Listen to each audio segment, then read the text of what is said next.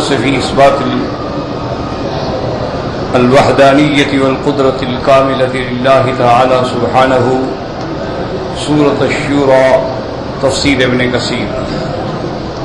الحمد لله رب العالمين والصلاة والسلام على أشرف الأنبياء وسيد المرسلين سيدنا محمد وعلى آله وصحابه أجمعين. اللهم صل على سيدنا محمد وعلى آل سيدنا محمد كما صليت على إبراهيم وعلى آل إبراهيم في العالمين إنك حميد مجيد. أعوذ بالله من الشيطان الرجيم. بسم الله الرحمن الرحيم.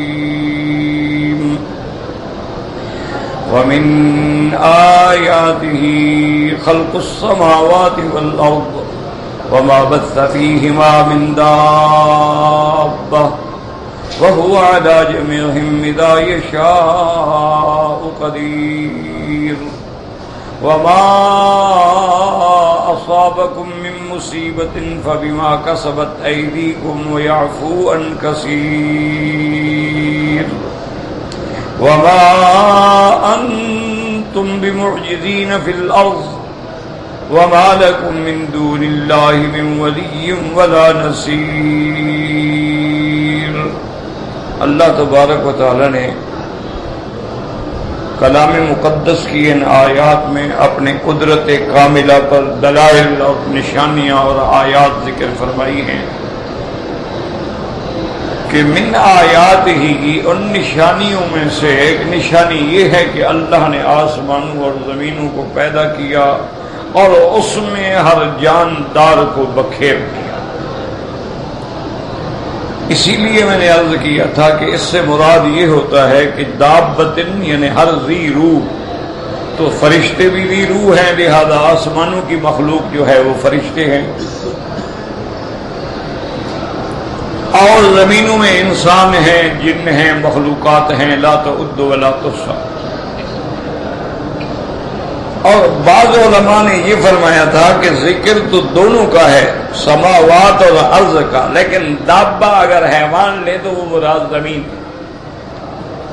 تو کبھی ذکر دونوں کا کیا جاتا ہے لیکن چیز ایک سے ہوتی ہے، جیسے یخرج منہم اللؤلؤ والمرجان.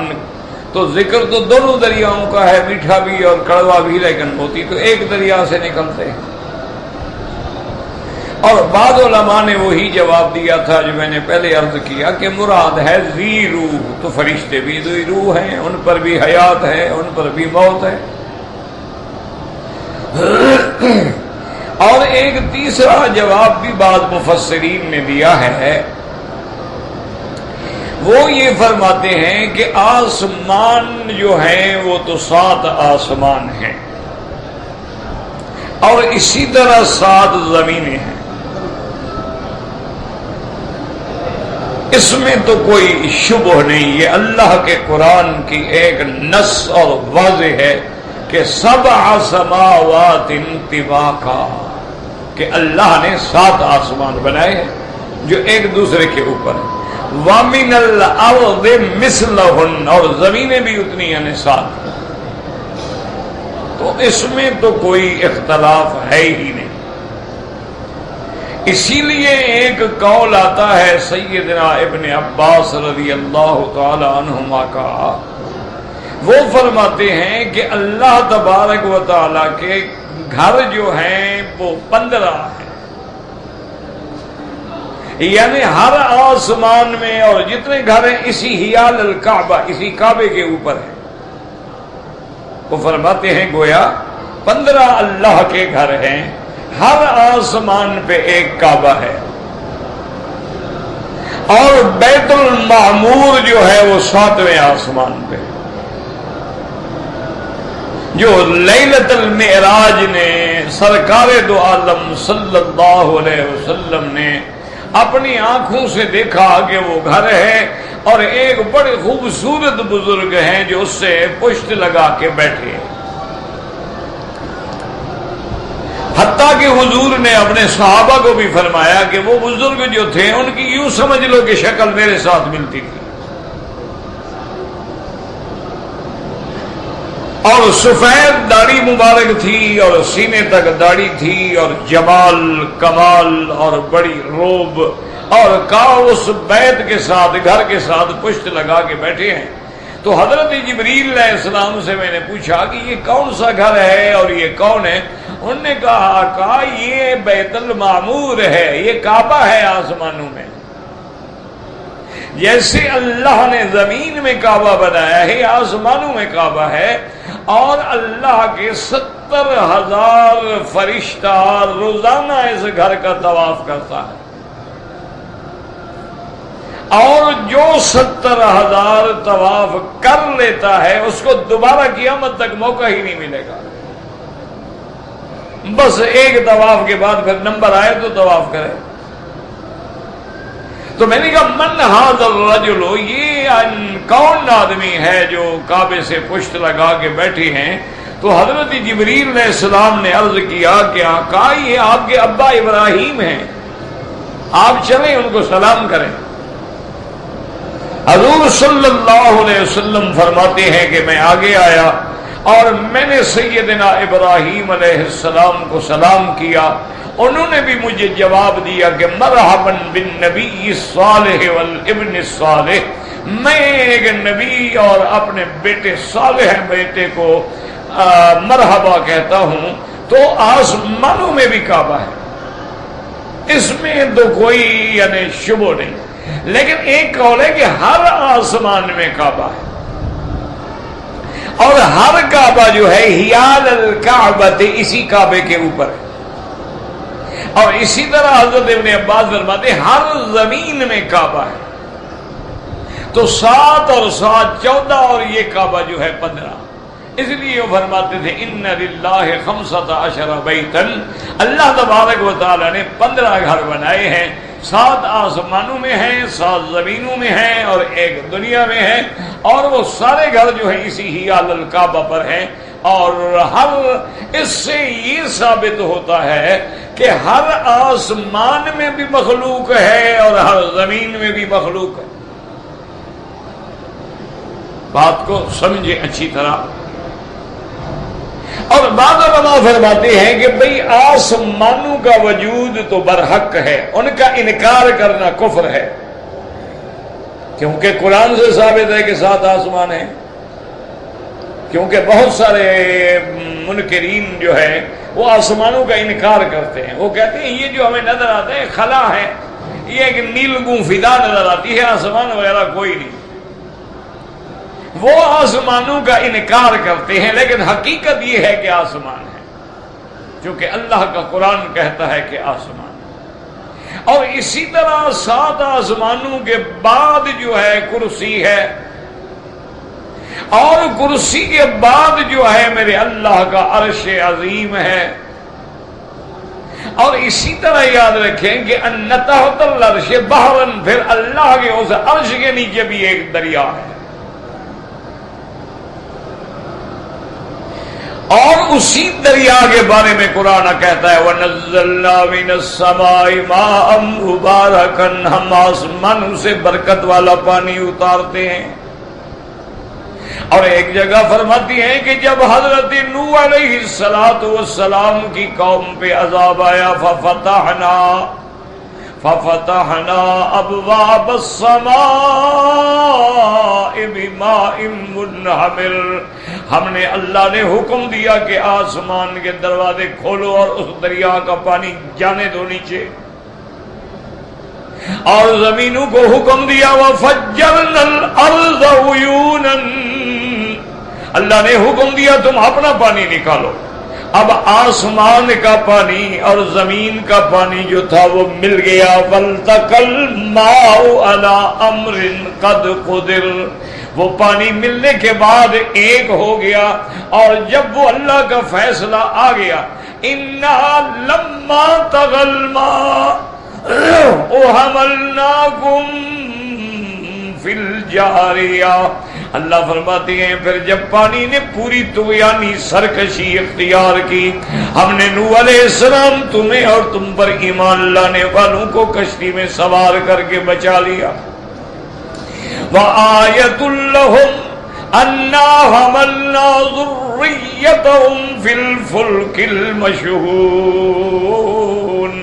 اللہ نے ان کو کہ تو اب آسمان سے بھی پانی براہ راست بستا ہے، یاد رکھو، اور کبھی کبھی بادل سے بھی پانی آتا ہے، یاد رکھو، کبھی براہ راست آسمانوں سے پانی آتا ہے اور کبھی بادلوں سے آتا ہے. اَأَنْتُمْ أَنزَلْتُمُوهُ مِنَ الْمُزْنِ أَمْ نَحْنُ الْمُنزِلُونَ. اللہ نے فرمایا کیا تم بادلوں سے پانی اتارتے ہو یا ہم اتارنے والے ہیں؟ یاد رکھیں مزن بھی کہتے ہیں، سحاب بھی کہتے ہیں، انان بھی کہتے ہیں. یہ تینوں نام جو ہیں بادلوں کے ہیں. بادلوں کو سحاب بھی کہتی ہے.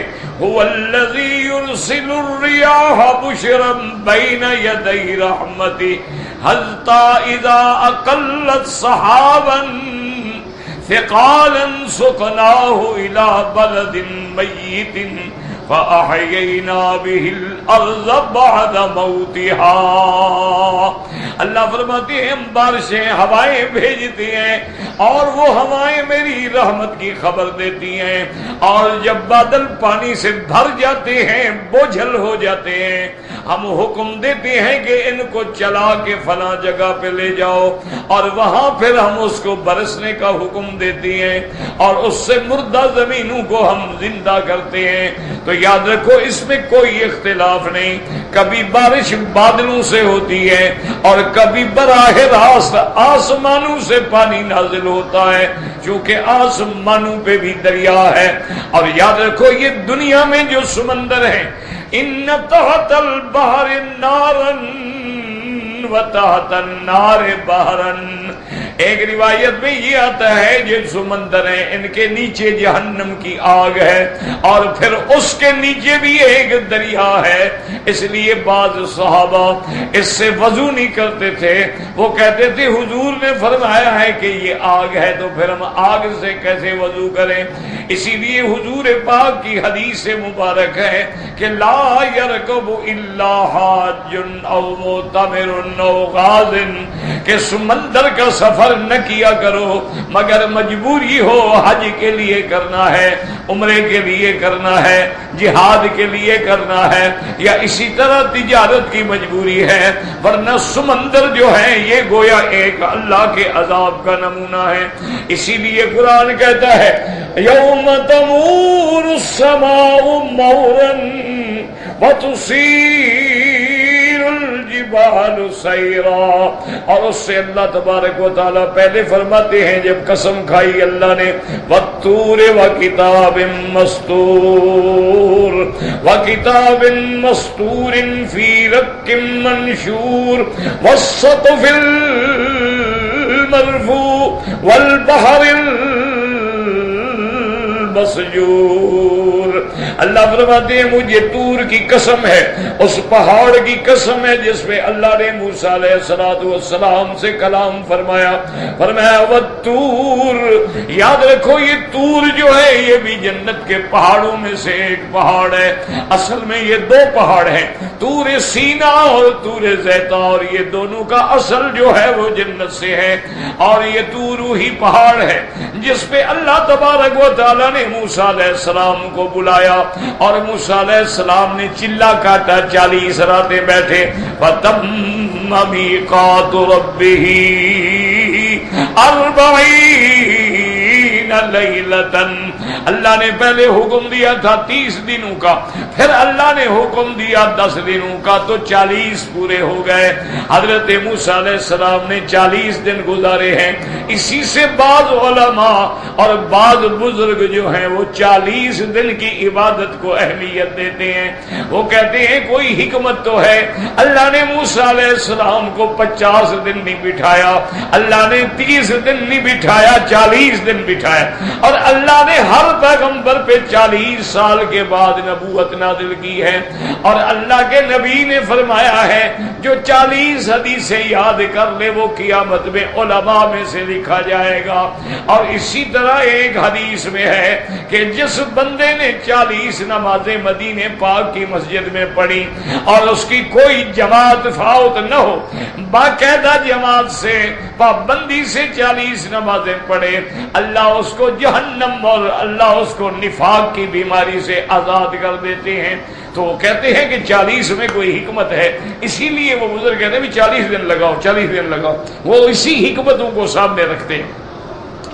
اور اسی طرح خدا کی قدرت دیکھو، جب بچہ پیدا ہوتا ہے ثم خلقنا النطفة علقة فخلقنا العلقة مضغة فخلقنا المضغة عظاما فكسونا العظام لحما ثم انشأناه خلقا آخر فتبارك الله أحسن الخالقين۔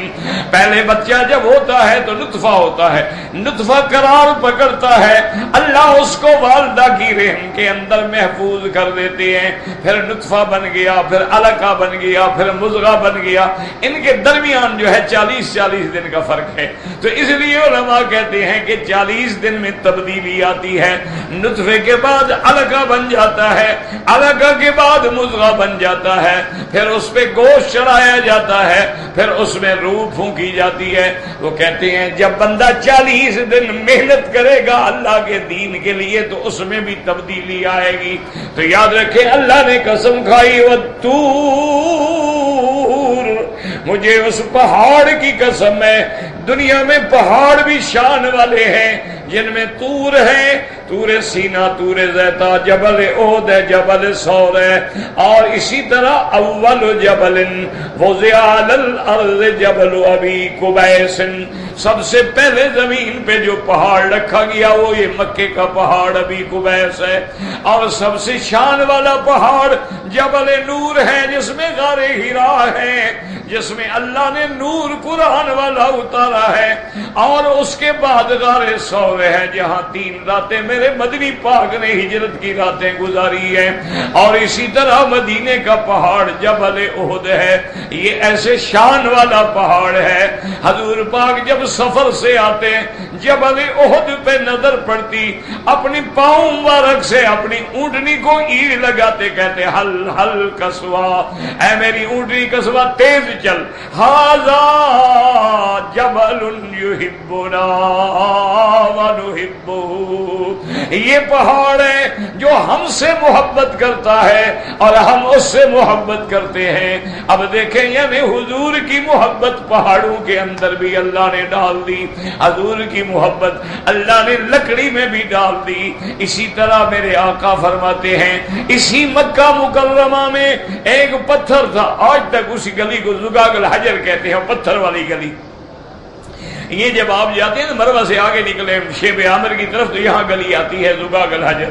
حضور فرماتے ہیں انی لا اعرف حجرا بمکہ، الجامع الصحیح میں امام بخاری رحمت اللہ علیہ نے یہ حدیث نقل فرمائی ہے۔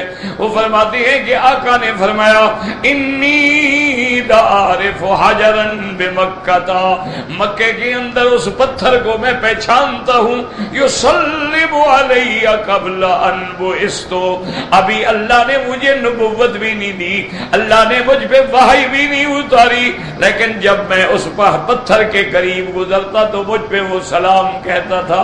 تو اللہ پہاڑوں کے اندر بھی محبتیں ڈال دیتے ہیں۔ تو یاد رکھو اللہ نے فرمایا والطور وکتاب مسطور، اور کتاب مسطور سے مراد قرآن ہے، فی رق منشور، رق کہتی ہے پتلی باریک جلد کو، پہلے دور میں یہ کاغذ نہیں ہوتے تھے تو قرآن ہرن کی کھال پہ لکھا جاتا تھا، جانوروں کی کھال کو دباغت کر کے باریک کر کے اس پہ بھی کتاب لکھی جاتی تھی، اس لیے فرماتی ہیں وَكِتَابٍ مَسْطُورٍ فِي رق منشور، اس باریک جلد میں، اور منشور کھلا ہوا ہے، یہ نہیں کہ لپیٹا ہوا ہے وہ پڑھ ہی نہ سکے۔ اور بعض علماء فرماتی ہیں کہ اس کتاب سے مراد انسانوں کا وہ صحیفہ اعمال ہے جو قیامت والے دن اللہ تبارک و تعالی فرماتے ہیں وَكُلُّ إِنسَانٍ أَلْزَمْنَاهُ طَائِرَهُ فِي عُنُقِهِ وَنُخْرِجُ لَهُ يَوْمَ الْقِيَامَةِ كِتَابًا وَيُخْرِجُ لَهُ يَوْمَ الْقِيَامَةِ، قیامت والے دن ہم اس نامہ عمل کو ظاہر کریں گے یلقاہ منشورا، اور پھر اللہ حکم دیں گے کہ اقرأ کتابک کفا بنفسک اليوم، اللہ حکم دیں گے اپنا نامہ عمل پڑھو، تو اس کو بھی کہتے ہیں کتاب مستور۔ اور بعض علماء فرماتی ہیں وہ کتاب مستور، یہ جن سے کتاب ہے یعنی ہر وہ کتاب جو اللہ نے اپنے پیغمبروں پہ اتاری ہے۔ مستور مانا سطر، سطر کا کیا مانا؟ ایسے صف میں الفاظ لکھنا بالکل سیدھی، جیسے صف سیدھی ہوتی ہے۔ اللہ نے یہ قسمیں کھا کے فرمایا والسقف المرفوع، اور مجھے قسم ہے اس چھت کی جو اونچی ہے، وہ کیا چھت ہے؟ آسمان، یاد رکھ۔ اللہ نے فرمایا والسقف المرفوع، اور مجھے اس اونچی چھت کی قسم ہے، اور چھت کیا؟ وَجَعَلْنَا السَّمَاءَ سَقْفًا محفوظا، اللہ فرماتے ہیں ہم نے تمہارے لیے آسمان کو بڑی محفوظ چھت بنا دیا ہے۔ کتنی محفوظ چھت ہے، ہزاروں سال گزر گئے ہیں، نہ مرمت کی ضرورت ہے، نہ کہیں گریس دینے کی ضرورت ہے، نہ کہیں رنگ کرنے کی ضرورت ہے، اللہ کے حکم سے کھڑا ہے۔ اور پھر آگے اللہ نے قسم کھائی والبحر المسجور، اور مجھے قسم ہے دریا کی، مسجور مانا مملو، بھرا ہوا۔ بعض علماء کہتے ہیں پانی سے بھرا ہوا سمندر، اس کی اللہ نے قسم کھائی ہے۔ اور بعض علماء فرماتے ہیں والبحر المسجور مانا آگ سے بھرا ہوا، کیونکہ قیامت سے پہلے جیسے قرآن کہتا ہے وَإِذَا الْبِحَارُ سُجِّرَتْ، اس سمندر کو دہکا دیا جائے گا آگ سے، اور پھر اس کو بھی جہنم میں شامل کر دیا جائے گا۔ اس لیے علماء کہتی ہیں اس کے تحت ایک غلاف حجری ہے، وہ غلاف جب ہٹ جائے گا تو نیچے آگ ہے، اس آگ سے پھر یہ پانی آگ کی طرح کھولے گا۔ اللہ آسمان سے سورج چاند تارے وہ بھی اس میں گرا دیں گے، تو یہ سارا سمندر بھی آگ کا سمندر بن جائے گا، اور نیچے وہ جہنم ہے جو اللہ نے پیدا کر رکھی ہے، تو یہ سارا جہنم ہو جائے گا، نعوذ باللہ۔ اس لیے علماء اور حدیث میں آتا ہے کہ سمندر کا سفر نہ کیا کرو، تو یاد رکھیں۔ تو بعض علماء فرماتے ہیں، یاد بات کو سمجھیں کہ آسمان جیسے آسمان برحق ہے، اسی طرح ہر اونچی چیز کو بھی آسمان کہا جاتا ہے۔ کیا مانا؟ تمہارے گھر کی چھت ہے، کہیں گے سما البیت، میرے گھر کا سما آسمان ہے۔ تو اس لیے بعض علماء فرماتے ہیں وَمِنْ آيَاتِهِ خَلْقُ السَّمَاوَاتِ وَالْأَرْضِ وَمَا بَثَّ فِيهِمَا مِنْ دَابَّةٍ، وہ کہتے ہیں آسمان تو آسمان ہے، اس کے علاوہ بھی جو ہمارے اوپر ہے وہ بھی آسمان ہے، ان میں بھی اللہ کی مخلوقات ہے جن کو ہم نہیں جانتے ہیں۔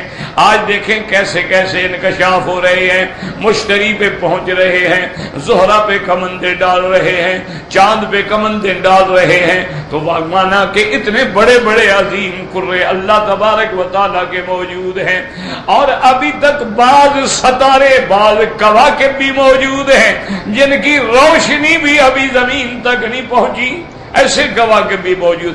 اور یہ بھی یاد رکھیں گے جو جھگڑا ہوتا ہے نا عام طور پہ کہ جی کافر چاند پہ کیسے پہنچ گئے، تو کوئی منع نہیں ہے، پہنچ سکتا ہے، ہر کوئی پہنچ سکتا ہے۔ تو مسئلہ سمجھیں، اصل بات یہ ہوتی ہے کہ ہم اللہ کے قرآن میں دعا کریں اللہ ہمیں غور کی اور فہم کی اور سوچنے اور پڑھنے اور سمجھنے کی توفیق دے۔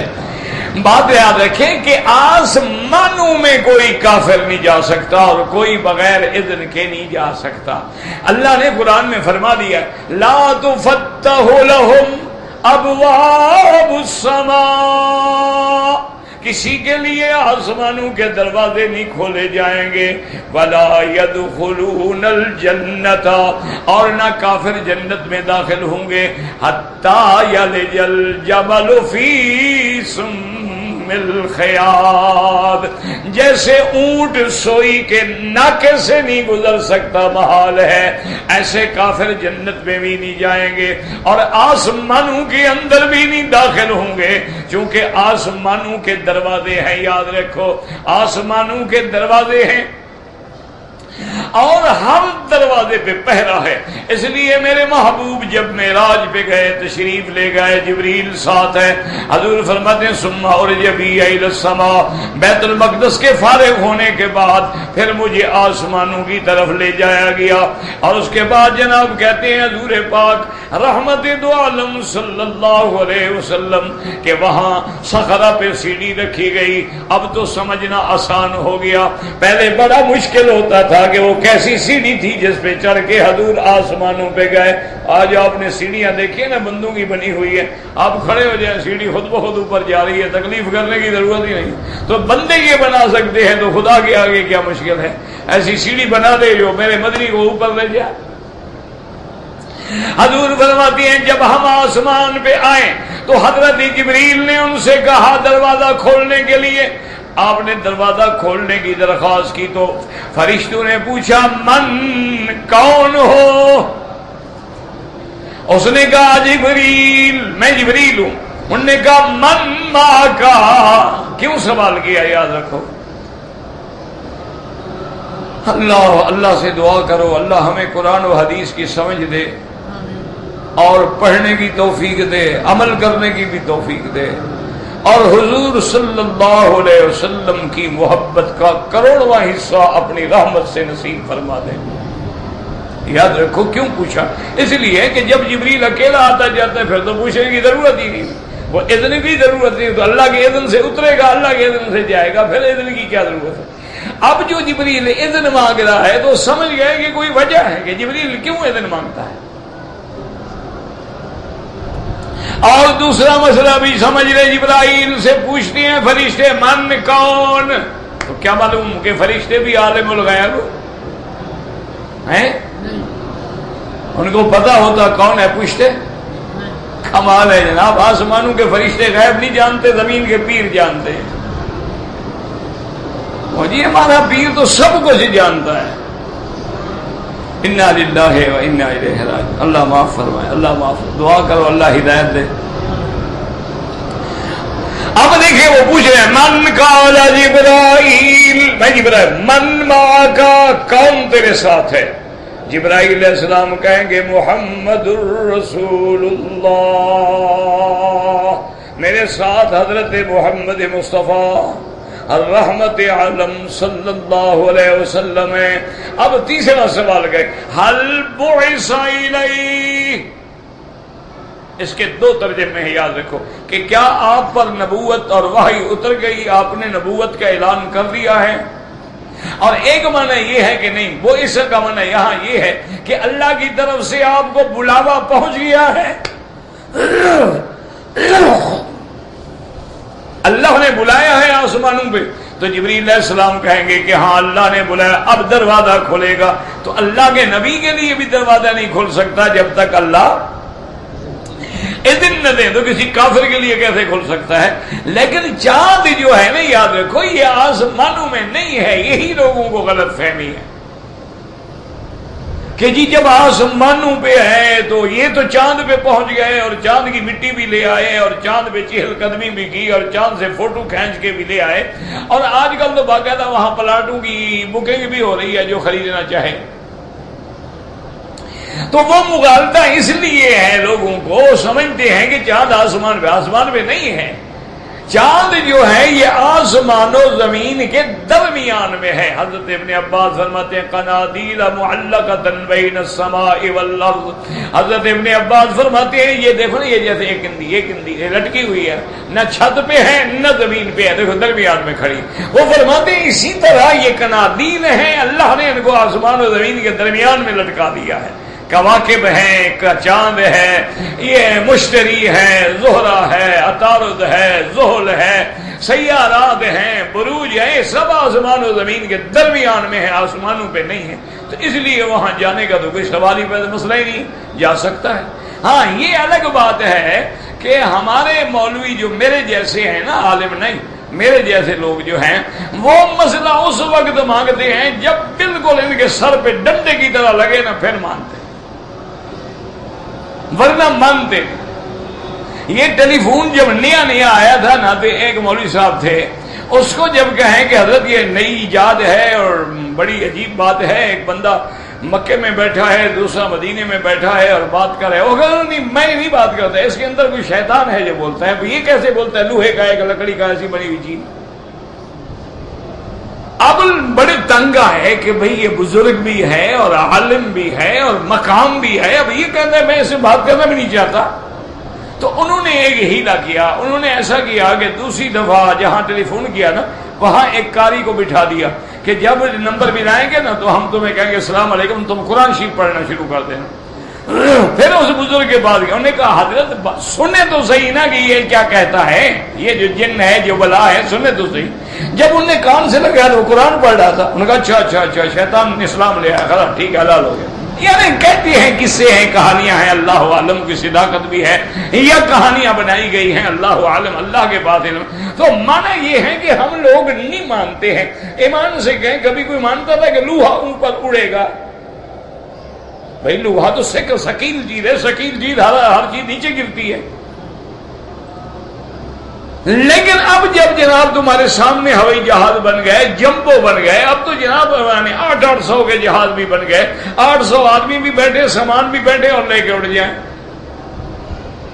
تو یہ کوئی ایسی باتیں نہیں ہیں۔ اور اللہ نے قرآن میں ایک لفظ کہہ کے قیامت تک کا مسئلہ حل کر دیا تھا۔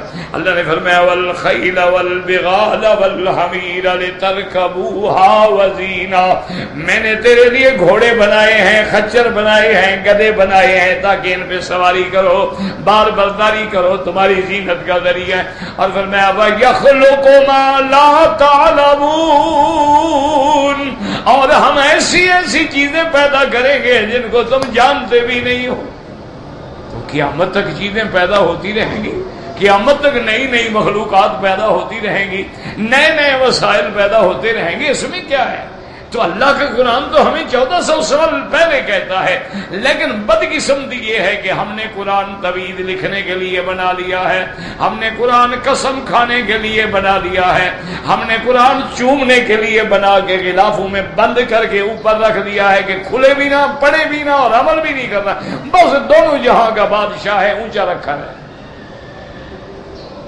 سینے سے لگا لیں گے، چوم لیں گے، آنکھوں سے لگا لیں گے، لیکن جو قرآن کہتا ہے عمل نہیں کریں گے۔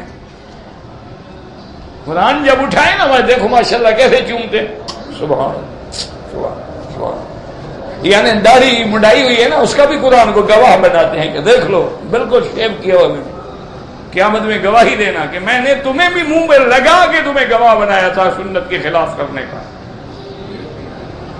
بڑی بہادر قوم ہے بھی ہماری، کعبے میں آئیں تو شرم نہیں، محمد کے روضے پہ جائیں تو شرم نہیں۔ ان کو مولوی مکی کی تقریریں کیا بگاڑ لیں گی؟ نہ ہماری تقریریں کیا کر لیں گی؟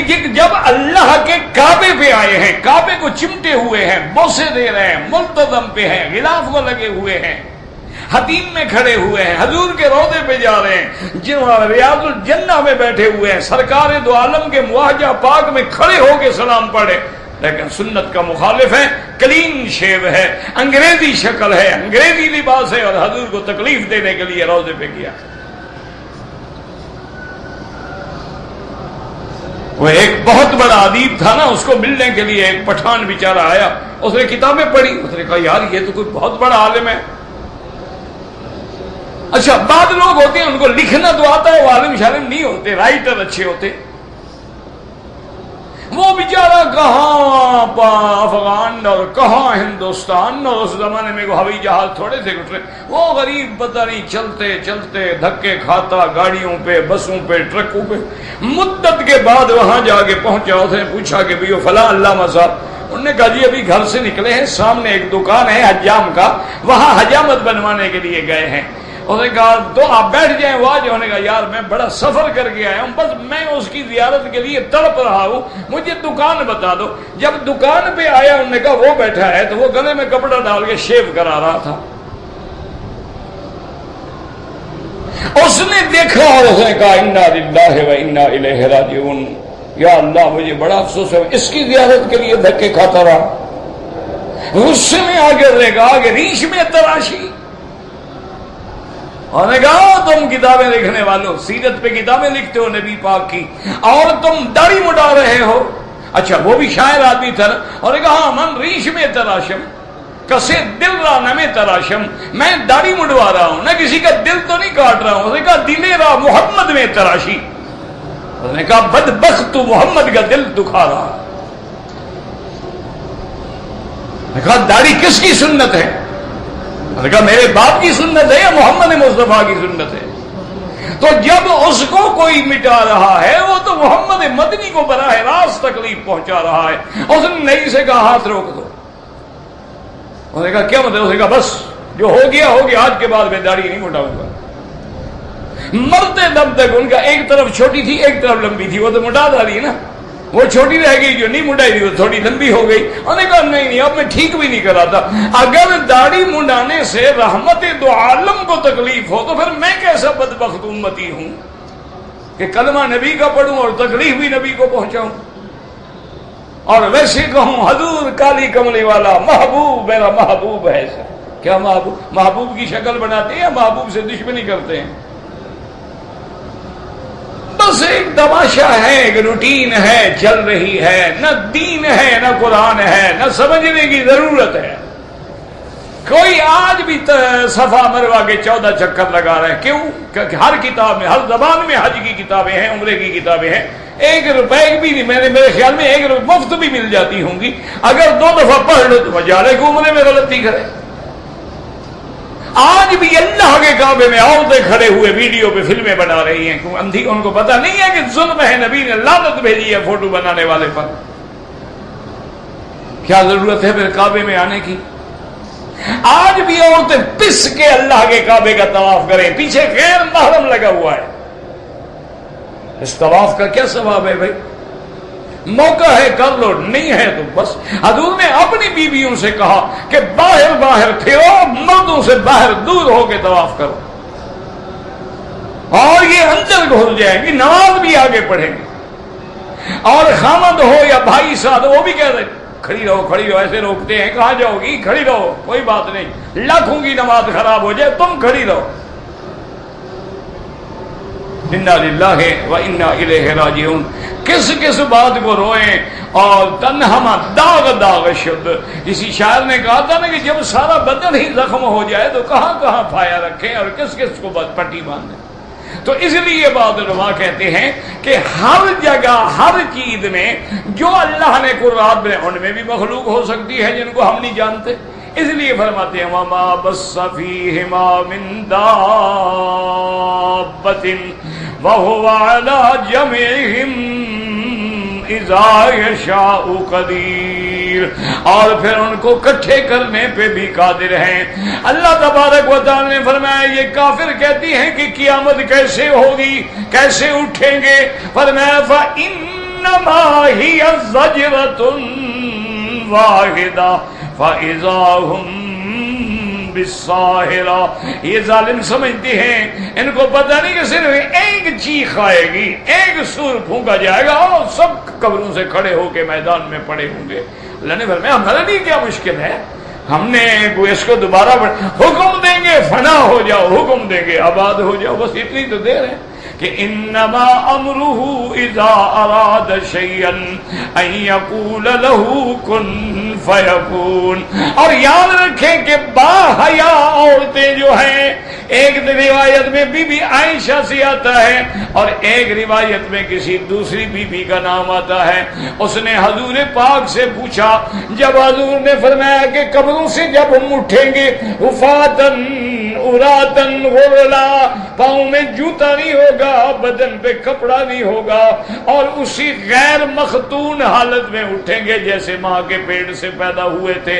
उस बीबी ने कहा या रसूल अल्लाह, ये हमारे ऊपर कपड़ा भी नहीं होगा, और कब्रिस्तान में यहाँ एक मर्द है, औरत है, औरत है, मर्द है, अजनबी है, तो वहां गैर मर्द भी होंगे और बगैर कपड़े की औरतें खड़ी होंगी, उनको कियामत वाले दिन भी अपने पर्दे का ख्याल है।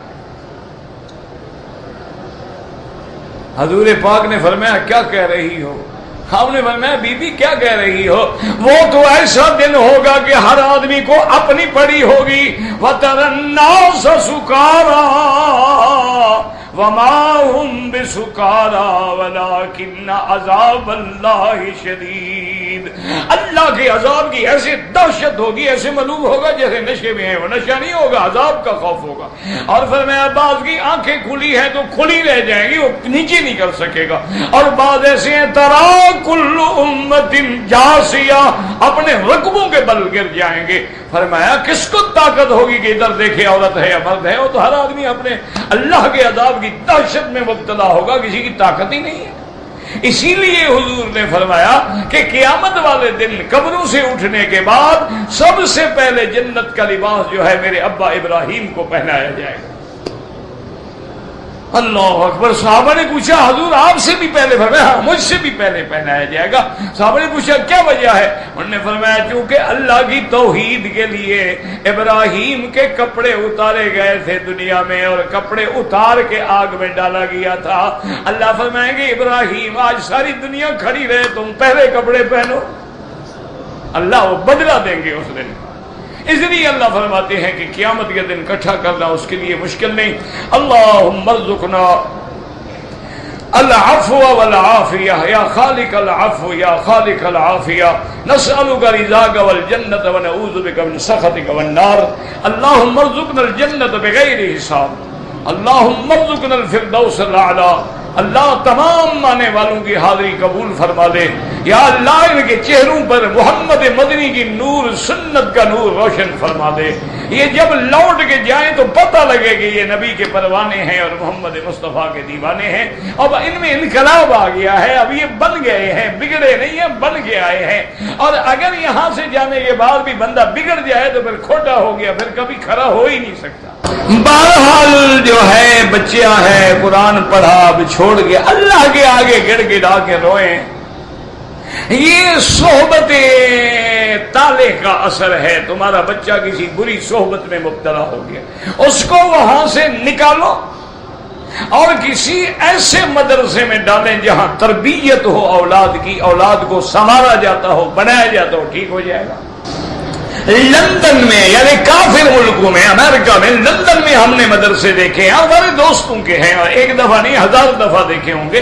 अल्लाह की कुदरत है माशाल्लाह। तरबियत की बात है कि बच्चा जो है 5 साल का, 7 का, 9 का, 10 का, हर बच्चे के सर पे पगड़ी है, पजामा है, कुर्ता है, और रात को तहज्जुद में खड़ा है। क्या है? तरबियत है। हम बच्चों को आजाद छोड़ दो जी, वो बच्चे को डिस्टर्ब न करें। ओ यार शरारत करो, और यार छोड़ो ना, बच्चे को डिस्टर्ब करोगे दिमाग खराब हो जाए। वो आजाद होते होते जब बड़ा हो जाते हैं अल्हम्दुलिल्लाह जूता लेके सबसे पहले बाप के सर पे खड़ा होता है। बच्चियों को जायदाद जो नहीं देते हैं वो जालिम है, क़यामत में जमीनें उनके गले में डाली जाएंगी। अल्लाह ने हिस्सा मुकर्रर किया है, तुम कौन हो महरूम करने वाले? अल्लाह ने हिस्सा मुकर्रर किया है कि लड़का है तो उसका डबल है, लड़की है तो आधा है, बीवी है तो 8वां हिस्सा है या 4वां हिस्सा। ये तो कुरान का हुक्म है। जो लोग बच्चियों को नहीं देते हैं वो जालिम हैं और इसी वजह से जहन्नम में जाएंगे। कहते जी कि हमारे मुल्क में ट्रैक्टर वगैरह या खाद जो है बैंक से सूद पे मिलता है। सूद हराम है, बिल्कुल हराम है। उससे भूखे मर जाओ, सूद न लो। हमने कई ऐसे लोग दोस्त देखे हैं जिन्होंने सूद पे ट्रैक्टर लिए थे ना, वो अपनी जमीनें बेच के भी मुश्किल से जान छुड़ाई। क्यों? जब आपने ट्रैक्टर ले लिया आप तो खुश हो के आ गए ना, सूद का मीटर तो चल पड़ा है ना, ट्रैक्टर एक्सीडेंट हो गया, क्या करोगे? अच्छा फसल तुमने काश्त किया, फसल निकला ही नहीं, फसल उड़ गया, तिबाह हो गया। नतीजा ये निकलता है कि आदमी जमीनें बेच के जान छुड़ाते हैं। बिल्कुल सूद के करीब न जाओ, कसम खा लो, भूखे मर जाओ। कर्जा ले लो, किसी खैर वाले मुसलमान से कर्जा ले लो, سودی قرضے کے بالکل قریب نہ جائے، بالکل حرام ہے۔ اگر ہم ٹی وی گھر میں رکھیں گے تو سارے گھر والے دینی پروگرام تو نہیں دیکھیں گے، وہ غلط بھی دیکھیں گے، تو پھر تمہارا اچھا کنٹرول ہے تو نہ رکھو، کتنے کا ہے رکھو، ورنہ تالا لگا دو، بند کر دو، جب دینی بات ہے دیکھ لو، نہیں ہے تو بند کر دو۔ مشکل کیا ہے یار، آج کل تو ان کی اپنی صندوق بنی ہوتی ہے، لاک کر دو۔ نیت ٹھیک ہو تو سب کچھ ہو سکتا ہے، نہ ہو تو پھر بہانے بہت، نہ ہوگا تو انشاءاللہ تمہارے گھر والے دوسرے کے گھر میں جا کے دیکھایا کریں گے، یہ تو کوئی مسئلہ ہی نہیں ہے نا، جن نے دیکھنا ہے وہ چھوڑتے ہیں۔ کہتے میں نے غار ہرا پہ منت مانی تھی کہ میری شادی ہو گئی تو میں اپنے خاوند کے ساتھ غار ہرا پہ آؤں گی، کوئی بات نہیں، لیکن بہرحال یہ منت ماننا کوئی ضروری بھی نہیں ہے۔ پہلے دعا کرو اللہ کرے تمہاری شادی تو ہو جائے، پتہ نہیں خاوند کیسا ملے گا، وہ تمہیں کلب میں لے جائے گا یا غار ہرا پہ لے آئے گا۔ دعا کرو کوئی دین والا خاوند تو ملے نا، وہ پہلے تمہیں ڈسکو میں لے جائے تو غار ہرا پہ کیا کرو گے آگے؟ خانہ کعبہ میں تصویر حرام ہے، یہ جو کیمرے ہیں یہ تم شریف لوگوں کے لیے لگائے گئے ہیں جو جیبیں کاٹتے ہیں، جو چوری کرتے ہیں، کیسے پکڑیں؟ مجبور ہو گئے، اسی سے تو وہ کنٹرول کر رہے ہیں سارے حرم کو۔ دل کو سکون چاہیے، اللہ کا ذکر کرو، الا بذکر اللہ تطمئن القلوب، اللہ کے ذکر میں سکون ہے۔ نماز میں دل نہیں لگتا، دل لگانے کا ہمیں حکم نہیں، نماز پڑھنے کا حکم ہے، پڑھتے رہو، خود بخود لگ جائے گا۔ اولاد کی محبت کیسے ملے؟ اولاد کو حلال کھلاؤ، بچپن سے تربیت کرو، اچھے لوگوں میں ان کو بٹھاؤ، اچھے مدرسوں میں داخل کرو، خود بخود محبت کریں گے۔ عمرہ کرنے کے بعد غسل کرنا ضروری ہے، کیوں عمرہ کرنے کے بعد بندہ پلید ہو جاتا ہے کیا؟ اور خدا کے بندے پہلے غسل کرنا تو سنت ہے، عمرے کے بعد کیا سنت ہے؟ کرنا چاہو کر لو۔ اگر راستے کے بازو میں درگاہ ہے، بالکل قبروں پہ جائیں، بزرگوں کی مزارات پہ جائیں، ان کے لیے وہاں اللہ سے دعا مانگیں، یعنی ان سے نہ مانگیں، ان کے لیے اللہ سے مانگیں۔ طواف کا سنت طریقہ یہ ہے کہ حجر اسود کے پاس سے شروع کریں اور بسم اللہ اللہ اکبر وللہ الحمد کہہ کے چلیں، نظر نیچے رکھیں، نہ بلا وجہ ادھر پھریں نہ ادھر پھریں، اور سب سے افضل وظیفہ جو ہے سبحان اللہ والحمد للہ لا الہ الا اللہ اللہ اکبر وللہ الحمد۔ اسی طرح سبحان اللہ والحمد للہ لا الہ الا اللہ اللہ اکبر لا حول ولا قوت الا باللہ العلی العظیم۔ پھر جب رکن یمانی پہ آئیں، داہنا ہاتھ اس کو لگا کے استلام کریں، بسم اللہ اللہ اکبر وللہ الحمد، اللہم انی اسألک العفو والعافیہ، ربنا آتنا فی الدنیا حسنتا وفی الآخرۃ حسنتا وقنا عذاب النار۔ پھر حجر اسود پہ اللہ اکبر وللہ الحمد، اس طرح 7 چکر لگائیں۔ اچھا ویسے ایک بات یاد رکھیں کہ طواف جو ہے یہ چکر لگانے کا نام ہے، وظیفہ پڑھنے کا نام نہیں۔ یعنی اگر کوئی بندہ ایک لفظ نہ پڑھے 7 چکر لگائے، اللہ فرماتا طواف ہو گیا، میں نے قبول کر لیا۔ او یار جو ٹوپی پہنو، ٹوپی تو پہنو، پہلے تم ٹوپی پہننے والے تو بنو، جو ملے پہن لو۔ حجر اسود پہ بوسہ دینا، رکن یمانی پہ ہاتھ لگانا، ملتزم پہ سینہ لگانا، اس کے علاوہ کسی جگہ نہیں۔ اگر کسی زندہ آدمی نے کہا ہے عمرے کا، وصیت کی ہے، وہ معذور ہے، مجبور ہے، نہیں آ سکتا، ورنہ اپنے لیے کرو، اس کے لیے دعا کرو، اللہ اس کو نصیب کرے۔ اشارہ ایک ہاتھ سے بھی کافی ہے اور 2 سے بھی کافی ہے۔ مسجد عائشہ سے مرد حضرات بھی عمرہ کر سکتے ہیں، پھر تو اس مسجد میں نماز بھی صرف عورتوں کو پڑھنی چاہیے، مرد نہ پڑھیں نا۔ یہ کیا مسئلہ ہے کہ عورتیں کر سکتی ہیں مرد نہیں کر سکتے؟ یا حدود فرما دیتے کہ بی بی عائشہ صرف تمہارے لیے ہے یا صرف عورتوں کے لیے ہے۔ وہاں سے عبداللہ ابن عمر نے عمرہ کیا، عبداللہ ابن زبیر نے عمرہ کیا ہے۔ گھر میں جو قرآن خوانی کراتے ہیں نا کرائے پہ طالبوں کو بلا کے، یہ بدعت ہے۔ خود گھر والے بیٹھ کے پڑھو۔ منت مانگنا جائز ہے لیکن اللہ کے نام پر۔ صلاۃ و تسبیح پڑھنا جو ہے کوئی حرج نہیں، حدیث ہے لیکن ضعیف ہے، تو ضعیف حدیث پہ فضائل میں عمل ہو سکتا ہے۔ وسوسے آتے ہیں تو لا حول زیادہ پڑھا کرو۔ طواف کے چکر کے دوران اگر ری خارج ہو جائے، وضو ٹوٹ گیا، دوبارہ وضو کرو، وضو کر کے پھر طواف۔ اگر 3-4 چکر کر لیے تھے تو جہاں چھوڑا ہے وہاں سے شروع کرو۔ اگر پہلا دوسرا تھا تو پھر ابتدا سے شروع کرو. مجھے کچھ عورتوں نے پیسے دیے تھے کہ کبوتروں کو دانے ڈالنا، بالکل ڈال دو، لیکن ایسی جگہ جہاں پاؤں کے نیچے نہ ہے.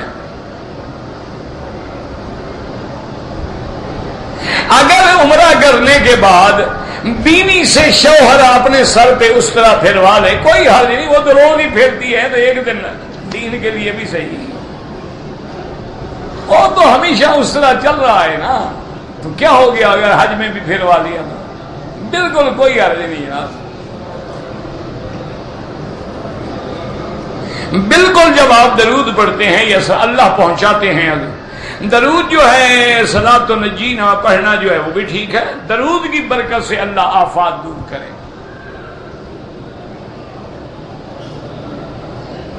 اگر نیت یہ ہو کہ فرشتے پہنچ جائیں گے، پھر وہی درود پڑھو نا جو نماز میں حضور نے پڑھوایا ہے نا، اللہم صلی علی محمد.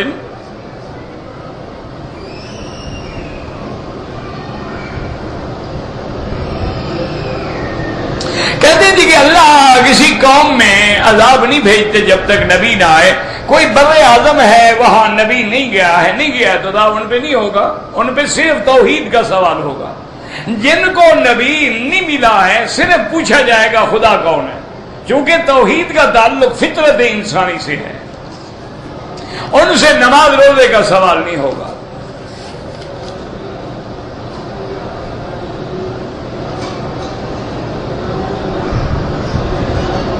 بہرحال داڑھی منڈانا میرے نزدیک بہت بڑا گناہ ہے. بار بار منڈانے سے کبیرہ ہو جاتا ہے اور آدمی فاسق فاجر ہو جاتا ہے.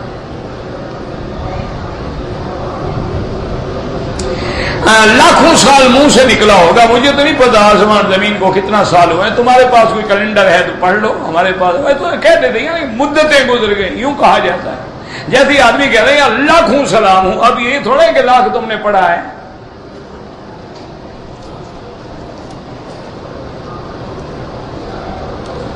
ہماری فلائٹ جو ہے جدہ سے کراچی جائے گی صبح 4 بجے. ٹھیک ہے، کوئی ایسی بات نہیں. جہاں نماز میں جہاز میں نماز کا وقت ہو جائے پڑھ لو، ان سے پوچھ لو جہاز والوں سے. یعنی آپ یوں اندازہ کرو نا کہ آج کل یہاں فجر کی اذان ہو رہی ہے 4:16-17 پہ، آپ کا جہاز 4 بجے اڑ رہا ہے، 15 منٹ کے آدھے گھنٹے کے بعد نماز پڑھ لو. یہ کیا مشکل ہے؟ پڑھنا چاہو تو کچھ مشکل نہیں، نہ پڑھنا چاہو تو 1000 بہانے.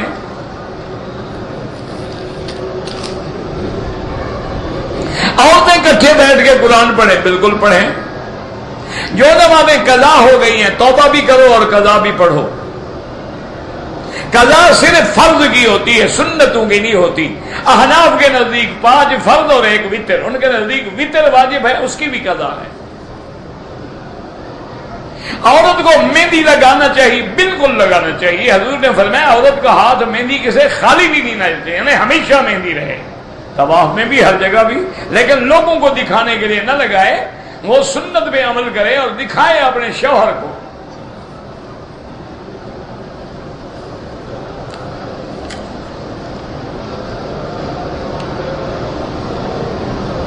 تاب ثلاثہ اربع پتہ نہیں کیا ہے، مجھے نہیں پتا ہے.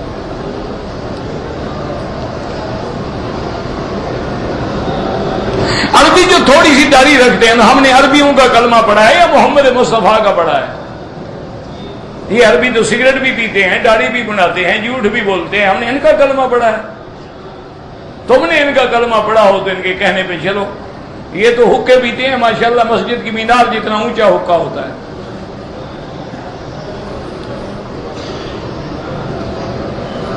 بابا داڑھی رکھنا سنت ہے، کٹواؤ گناہ ہے، مڈواؤ گناہ ہے.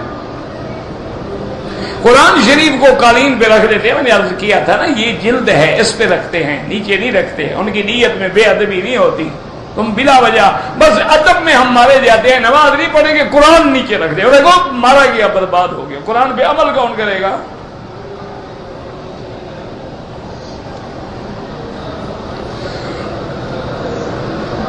بعض لوگ رفع یدین کرتے ہیں، ان کے پاس بھی حدیث ہے، اور جو نہیں کرتے ہیں ان کے پاس بھی حدیث ہے. اور موطا امام محمد میں بھی حدیث ہے، حضرت عبداللہ بن مسعود سے بھی ہے، حضرت ابی ہریرہ سے بھی ہے، حضرت ابن عباس سے بھی ہے کہ صرف تکبیر تحریمہ کے وقت ہوتی ہے، تو وہ اس حدیث پہ عمل کرتے ہیں۔ اللہ سب کی قبول فرمائے۔ تم دونوں مولوی اس میں محنت کرو جو نماز پڑھتا نہیں، جو پڑھ رہا ہے اس کو پڑھنے دو، اس کو کچھ نہ کہو۔ اللہم صلی علی سیدنا محمد وعلی آل سیدنا محمد کما صلیت علی ابراہیم وعلی آل ابراہیم فی العالمین انک حمید مجید۔ یا اللہ یا رحمان یا رحیم یا حی یا قیوم یا ذی الجلال والاکرام، اللہم امتنا علی الاسلام، اللہم امتنا علی الاسلام، اللہم ارزقنا حسن الختام، اللہم اجعل خیر ایامنا آخرہا۔ یا اللہ عالم اسلام کی عزت و غلبے کا فیصلہ فرما، یا اللہ کفار کی ذلت اور شکست کا فیصلہ فرما، یا الہ العالمین مسلمان جس ملک میں ہیں ان کی جان مال آبرو عزت کی حفاظت فرما، یا اللہ اس بلد الامین کو قیامت تک ہر فتنے سے محفوظ فرما، یا اللہ پاکستان پہ رحم فرما، عذاب رفع فرما، یا اللہ اپنے عذاب رفع فرما دے، یا اللہ اپنے عذاب رفع فرما دے، یا اللہ ہم گناہ گار ہیں، تیرے بندے ہیں، ہم اعتراف کرتے ہیں ہمارا قصور ہے، تیرے نام پر ملک لے کر بھی ہم نے تیرے نام کو نافذ نہیں کیا ہے، یا اللہ لیکن ہماری غلطیاں معاف فرما دے، یا اللہ ہمارے قصور معاف فرما دے، یا اللہ مسلمان عرب میں ہیں عجم میں ہیں جس ملک میں ہیں ان کی جان مال آبرو عزت کی حفاظت فرما، یا اللہ بیماروں کو شفا عطا فرما، بے حیاؤں کو حیا عطا فرما، یا اللہ بے دینوں کو دین عطا فرما، تمام آنے والوں کی حاضری منظور و مقبول فرما، یا اللہ جن کے گھروں میں بچیاں ہیں ان کے رشتے آسان فرما، ان کا مستقبل روشن فرما، یا اللہ ہمیں مانگنا بھی نہیں آتا بغیر مانگے عطا فرما، یا اللہ جو تیرے بندے تیرے دین کا کام کر رہے ہیں، درس دے رہے ہیں، قرآن پڑھا رہے ہیں، تبلیغ کر رہے ہیں، تدریس کر رہے ہیں، یا اللہ ان سب کی ہمت قوت میں اضافہ فرما، یا اللہ اور ان کی حفاظت فرما، یا اللہ ان کی حفاظت فرما۔ اللہم انا نسألک العفو والعافیہ، اللہم انا نسألک العفو والعافیہ والمعافاة الدائمة فی الدین والدنیا والآخرہ، اللہم انا نسألک العفو والعافیہ ودوام العافیہ وتمام العافیہ والشکر علی العافیہ، اللہم انا نسألک العفو والعافیہ فی دیننا ودنیانا واہلنا واموالنا، اللہم انا نسألک من الخیر کلہ عاجلہ وآجلہ ما علمنا منہ وما لم نعلم، اللہم انا نعوذ من شر کلہ عاجلہ وآجلہ ما علمنا منہ وما لم نعلم، اللہم انا نسألک من خیر ما سألک منہ نبیک محمد صلی اللہ علیہ وسلم، اللہم انا نعوذ بک من شر ما استعاذک منہ نبیک محمد صلی اللہ علیہ وسلم، انت المستعان انت المستعان انت المستعان وعلیک البلاغ، لا حول ولا قوة الا باللہ العلی العظیم، سبحان ربک رب العزت عما یصفون وسلام علی المرسلین والحمد للہ رب العالمین، آمین برحمتک یا ارحم الراحمین۔